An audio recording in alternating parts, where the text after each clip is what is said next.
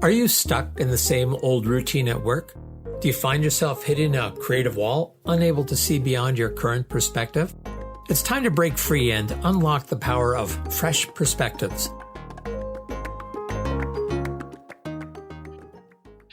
David Gouthro back with Discover Fresh Perspectives. And this is actually the first time I'm having the same guest on twice. So today I have Alison Abbott back. Welcome, Alison. Oh, thanks for having me. I didn't realize this was I'm the first one to be back twice. Yeah, it's very special for a number of reasons. And I was just looking at this. You were guest number 10 on Discover Mhm. Fresh Perspectives. And I have now, this is the 117th episode after your last one. So that's how many I've recorded. So I'm not Wow. going to guarantee it's going to be any better. But if it isn't, I have no excuses. So, and one of the reasons I was happy to have you back, there's quite a few reasons. And one is to catch up because so much has happened in almost 2 years since we Mm, last spoke, both for you, for me, for the world. But also, I'm just, more and more seeing the power of relationships and how important that is. And it's certainly, I listened to the original podcast with you this morning mm. just to kind of refresh my mind. And I don't usually listen to any podcasts the second time, but I did this time. And just to think of all the things that we were talking about back then, some of which are magnified, like AI, for example. ChatGPT Mhm. was fairly new back then, and wow, I mean, the changes are just like light years. But also how we end up talking in the first place, which was about the importance of relationship. And I think I mentioned that I first met your mother, and it was in 1970 when we were counselors at the same day camp, and I was going into university, and she was going into grade 13. That kind of dates us in terms of when there was a grade 13. And then, I saw her maybe once or twice since then. So it's not like we've been close friends, but sometimes those friendships that formed a long time ago, they're just kind of always there. I've been keeping track of a number of my friends from the University of Waterloo, like every 4 to 6 weeks for years, and that was like over 50 years ago. So it's those are Wow. things that are very very important. And in a day where AI tries to create most of the relationships for us. I realize the power of having a personal relationship virtually anywhere. And you certainly talked about it when you were looking for jobs back then about the Yeah. importance of networking and things like that. So that's Mm. why I was kind of keen to have you back again and find out what's happened for you and how things are going. People may be very interested. And for those that didn't listen the first time, I'll make sure that I have that posted in the program notes. But at the time, you've been one of some like 6,000 marketing people that have been released by a telco. And so there are all these people in the marketplace, as well as that were thrown into the marketplace, into this pool that had other people looking for jobs, and some of the challenges of doing that. And at that time, you'd been looking for work for 8 months. So maybe we could just turn the dial back, spin the clock Yeah. back a little bit. I realize I'm spinning it in a circle here, and a lot of people that only know digital clocks are going to go, "What the heck is he doing?" If they pictured me doing that. But okay, so 2 years ago. So what has kind of transpired for you since then, Allison? Yeah. Okay. I'll try to maybe go in order. So, last we spoke, I think if it was 8 months being unemployed, around month number 9, I was lucky enough to get a job opportunity in an agency, Mm, a really small marketing agency. And so that was through networking and through actually a connection who I met with around 3 or 4 months before, casual conversation and just kind of a coffee chat ended up leading to this job opportunity. So I was in that marketing role up until just November, so a couple months ago. So I had okay. a good year and a half, a year and 8 months at this agency, and I learned a lot. I had to really push my brain and expand my thinking in the marketing world. So that was a really great work experience in And terms of actually, it that way. I'm gonna stop you just a sec, Allison, because one of the things Hmm. that's clear that that relationship, that connection didn't pay off immediately. So, Exactly, yeah. you never know when and if those relationships are going to come to something. So it just, just because it doesn't happen right away, it's worthwhile maintaining those relationships and it paid off for you. So, Yeah. okay, I'll stop Yeah, and interrupting for a couple of minutes. well, no, no, it's relevant. So she, the person I connected with was actually the president of the very small company.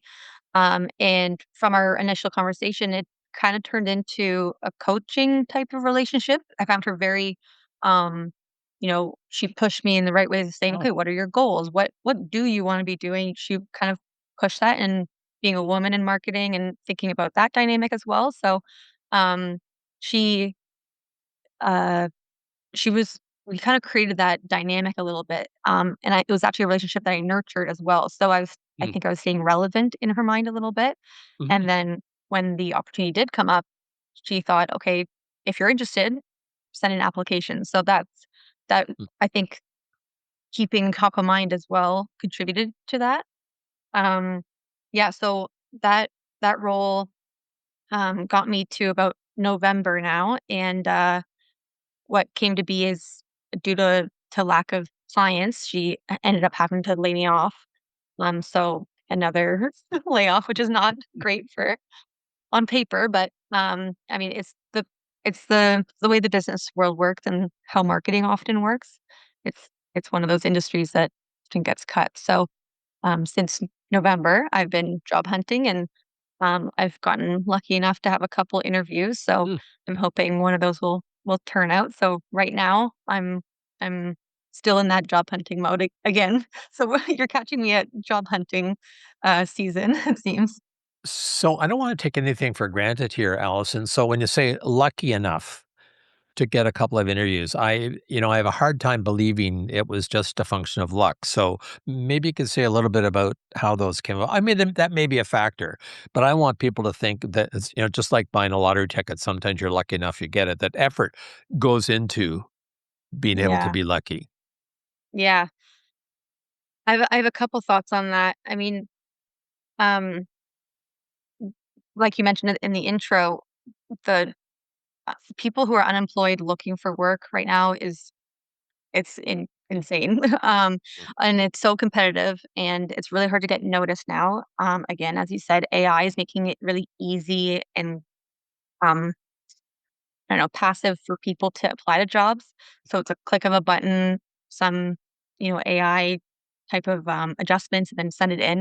And then the employer is taking the application, putting it into an AI system and filtering through there. So there's no human connection or really my experience is it's really hard to get your personality across and really the whole package of what you can provide through a machine to machine type of interaction. So when I say lucky, I think, okay, I had some recipe that got me through, or in my case, my two of my interviews came through connections and that networking again. So Mhm. I guess one of them was maybe more cold applications, but um, yeah, it's it's interesting comparing this time applying to jobs versus last, because I'm finding it a little bit. I'm having better momentum this time around, in terms of getting interviews. So how do you do that? I mean, some people get disillusioned and start to give up, but you're actually kind of adding more gas. So where is that momentum coming from? Um, I actually don't know. I think my experience that I just completed um, in November really gave me that leg up and helped round out my experience. So I have more to bring to the table. So I think I'm more valuable applicant, Mhm, just in terms of the work experience. Um, and I've done a lot of workshops and read a lot of tips and articles on how best to tweak applications and try to stand out and try to get through that technical web that we that we need to bounce through. So um, I think some tweaks like that, and then also maybe time of year. Beginning of the year mhm, is mhm, often a time when companies have gotten new budgets. They have ability to add some more headcount. So maybe there's a little bit of that frequency um, or mm. openings. So I don't know, those are things that come to mind. So have you tried anything new since 2 years ago? Yes, I think I've no, not I think. I have gotten more, um, what's the word? Intentional on what I'm applying for. So I'll Mhm. spend more time applying to less jobs. Um, 'Cause I think it's actually going to deliver more results rather than, um, you know, uh, uh, for lack of a better term, like a spray and pray type of approach, which was, I think, where I was before, was thinking just get in front of as many and maybe one will catch on. And now I'm being very deliberate and looking at my network a lot more as well and trying to use those connections because as we as we know and we've talked about, it's just so important about having a little leg up or an introduction into the company. So yeah. Well, I think it certainly shows that you've put some effort into it, and similar to last time, I think the question is always how do you in a sea of the undifferentiated, how to differentiate yourself, Yeah. from so marketing is one of those things. Like I read a rather I'm not sure was depressing or just realistic note from a fellow talking about AI and basically said that any job where a good portion of it's in front of a screen is going to be in jeopardy.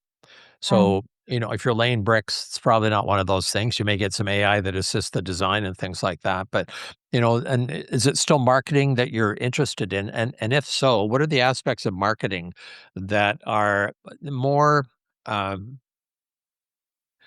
I guess, of more interest in an AI driven world, or are ones that AI is more likely to include you rather than exclude you? Like you've Mhm. had 2 years of thinking about these things and doing that. Yeah. Um, well, for at least my exposure so far has um told me that AI needs a lot of uh, direction and details in order to produce what you want or what's actually valuable to use. So there is a little bit of that human side of critical thinking and looking at maybe a bigger picture and how does it fit in and what's the audience and the specifics in the details that I think often in AI might miss. So that's where the human element comes in, and then um, I think another piece for marketing is that people who are not in marketing, and maybe this is just my experience, but I think when people think about marketing, they think of this big picture, maybe a specific project or type of marketing. When you really get down to it, a lot of it's about strategy and um, I think there's a lot that I'm trying to collect my thoughts a little bit. So let me just jump in something that's Hmm. related but not directly so, and that's one of the one of my neighbors actually was a marketing guy, and he looking very senior positions. One of the things that he did differentiate himself. I'm Hmm. a professional speaker. I don't always do it very well though, but Hmm. he looked at this company and looked at their product mix and things like that, and actually put together a proposal about what he would do to build a business. So putting that extra effort in to show, first of all, that he knew the business and differentiated himself by actually putting a lot of effort into just having to get that face to face. Because Hmm. so often that's what makes the big difference. Just to get in front of someone face to face. So, different ways to do that seem to be pretty important. And I know video now is everywhere. And how can you use video to position yourself differently? Because I find it really hard to get a sense of personality over something that's in writing. And a lot of these look the same. They've gone through the same engines to make it look like the right format and try to game the algorithms that do the hiring decisions and things like that. But to try to get around that, uh, um, I think seems to be pretty important. And I know that you do a lot of networking. Like you've got a lot of other connections. I think you used to play soccer and you made some connections there, and snowboarding. Or I'm trying to think of all the sports and some people from Good volleyball. memory. Yeah, Yeah, yeah. I'd say those are my top three. So yeah, really great memory. Hmm. yeah. So and and to work those connections. So, well, what kind of, and also I'm just thinking that last time we were talking about how there's a lot of work from home Mm, and and I'm just ranting here, but part of what I hope doesn't happen, where all of the work is from home, and it's really hard to have a person to person connection when you're working remotely. I remember reading recently about there's decline in people's cognitive abilities in school because over the last 10 or 15 years, because more and more they're learning in front of screens. And the point that this person was making in his presentation was that as human beings, we evolved as social creatures. We learned from other people. And he's contributing part of the decline in the way that we learn, where it tends to be stimulus response and things like that. That mm. that there's so much more when you get face to face. What so I'm rambling all over the place here because it's just so great to see you. But in terms of work from home and things like that, what are you finding as you explore other Mm. job opportunities? Yeah, it is interesting. So I was 100% remote in my previous role, and I did feel I was missing that human connection and collaboration as well. I was very siloed, and there is that meeting from time to time, but I was working on my projects primarily on my own.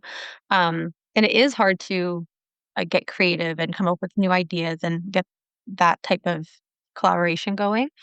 Um, and what I've heard and when I'm seeing on applications is there's a big shift to work in office. Mhm. Um, um, my a friend actually I saw at volleyball last night. She shared that she's been now in going to office 3 times a week, Okay. and she's finding that so challenging because, for the past 5 years, she's been 100% or limited time in office, maybe once or twice a month, to now 3 times, a week. So there is that shift, I'm seeing across a lot of industries. But then, of course, there are those companies who are not paying for a corporate space.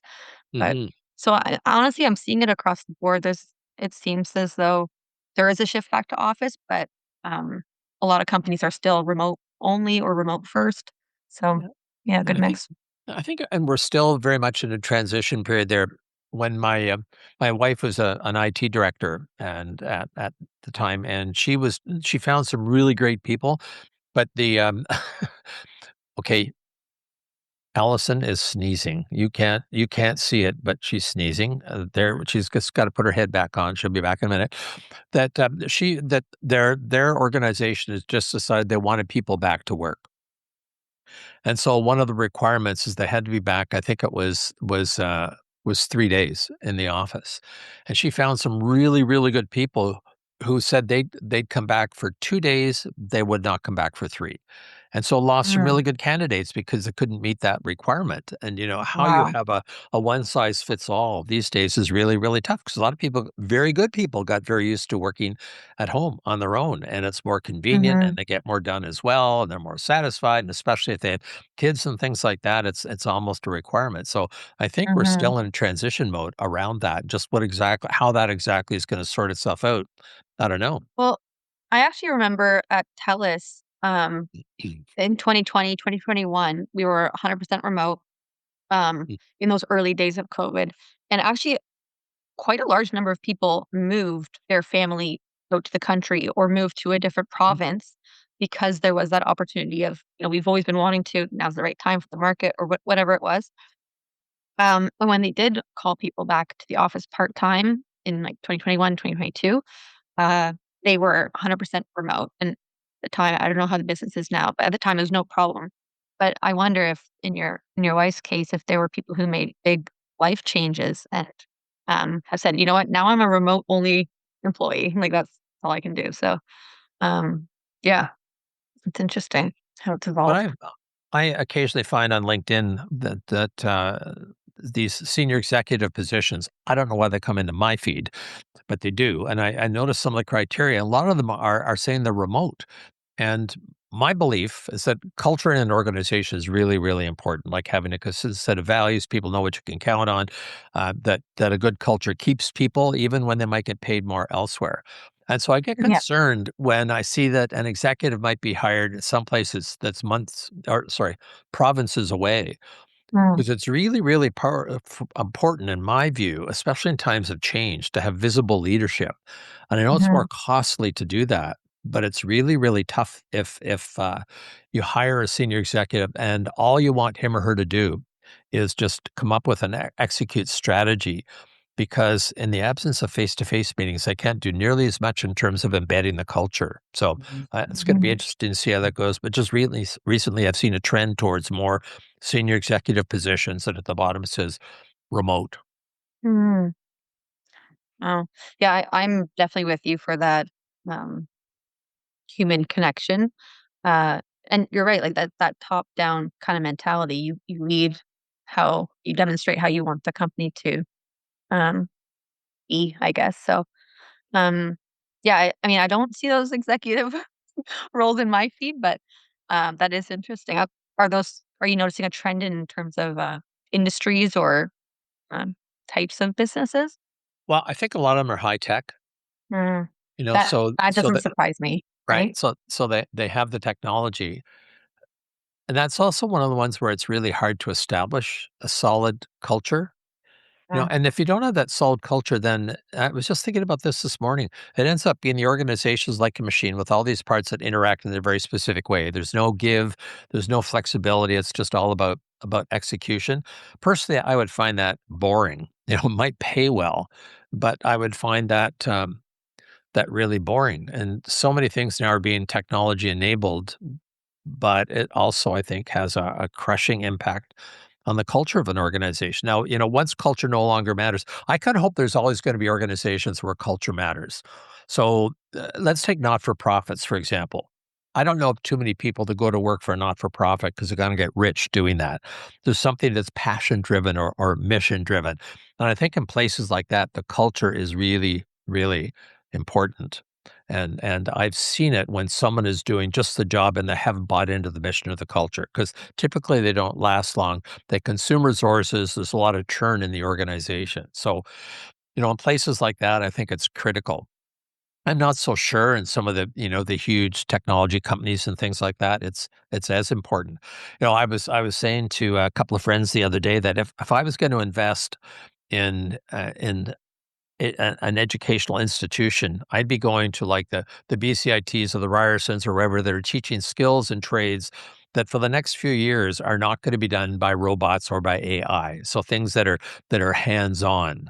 So because I can't imagine, I'm pretty sure that I'm going to always need to have access to a plumber or an electrician. You know, when things go wrong and. yeah. But for anything else, it's really hard, and I wonder about people coming out of university today, what sort of future they see for themselves Mhm.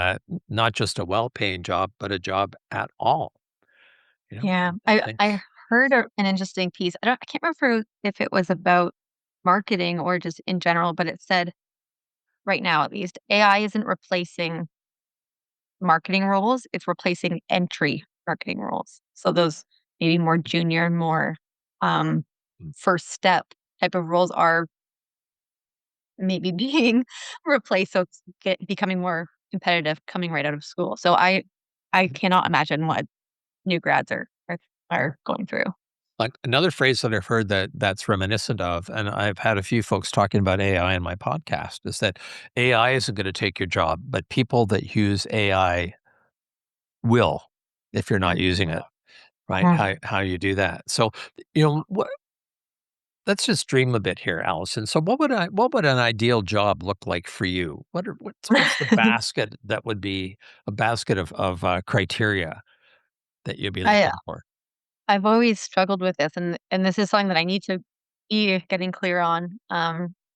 But uh, more recently, I've been drawn towards roles that are product management or project management Mhm, with a tie to marketing. So kind of within that marketing umbrella, but still um, looking at the overall project instead of being a campaign manager or my previous role, I was more of like similar to a marketing manager.